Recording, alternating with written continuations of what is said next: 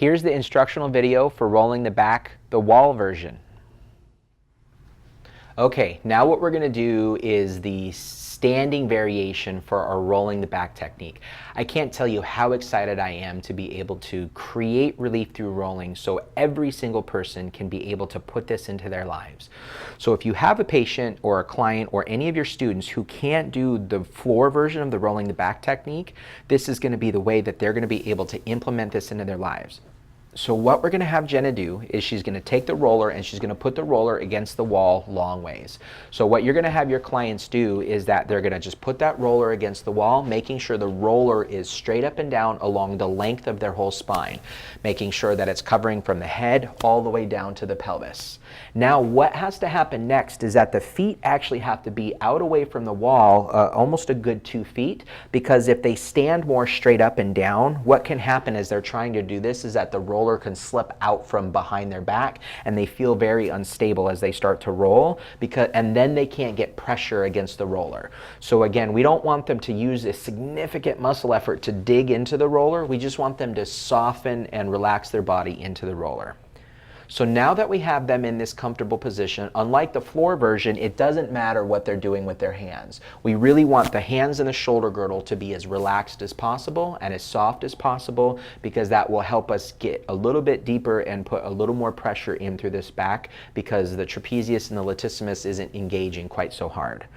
So what Jenna's going to do is we're going to work her left side first. So what she's going to do is she's going to rotate all the way over onto her side, and the key to this is that everything has to turn over. Just like the floor version, what we have to have happen is that the hips and the knees and the feet all have to point the direction that we just rolled. What some people will do is that when they go to roll, they'll actually leave the feet facing forward and then they're stuck because they can't twist anymore. So the feet, the knees, the pelvis all have to rotate around to where they're facing that way. Now that we have them facing the correct direction, that should put the roller against their shoulder, against the side of their rib cage and waistline, and against that greater trochanter of the pelvis. And what's so beautiful about this technique, again, is that it's working that whole entire sheet of tissue from the pelvis all the way to the top of the head. So once our clients are in the correct position, from here what we're going to have her do is she's just going to soften and sink into the roller. She's going to take her breath in. As she exhales, everything just softens. From here, she's just going to go with a stick or slow speed, and she's just going to let that roller steamroll through that tissue back to the very middle.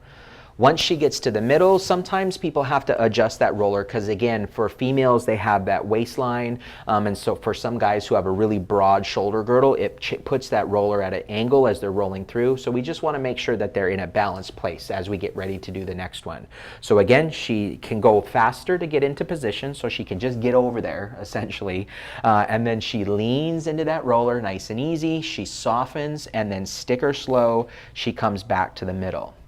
Now, if you're working with your patients or your clients or your students with this in your office, clinic, or studio, what you can do is you can actually help them get a little bit more pressure into this by doing the following. So Jenna's going to go ahead and get into position.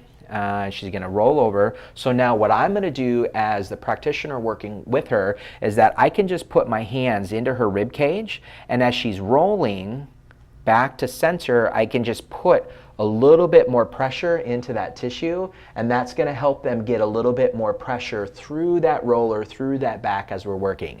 The key with this though is that you're not smashing them against the roller, and you want to try to keep your pressure as even as possible as they're doing this. So again, we'll show you one more time. So she's going to turn over. So let's say if I was working with a client who had some severe osteoporosis, we might not do this at all because we don't want too much pressure on that rib cage and pop any of those ribs.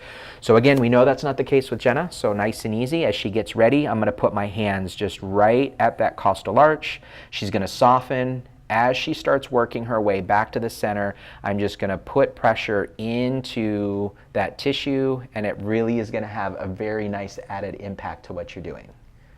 So what we're going to move to next is going to be an even more easy option for your patients who have a hard time standing.